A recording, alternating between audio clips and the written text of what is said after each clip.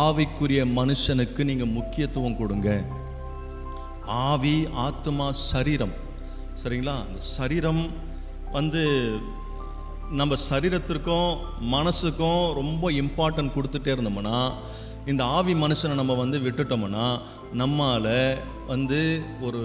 ஒரு successful life வாழ முடியாது.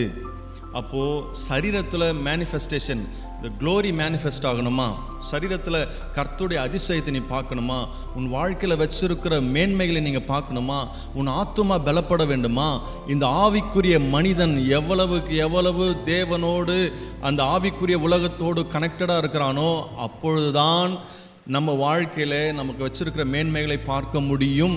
அதில் சந்தேகமே கிடையாது. ஏன்னா நம்முடைய ஆவி அது வல்லமை உள்ளது, நம்முடைய ஆவி அது பலம் உள்ளது, நம்முடைய ஆவிக்கு பயங்கரமான ஒரு பவர் ஆண்டவர் கொடுத்துருக்கிறாரு. அதை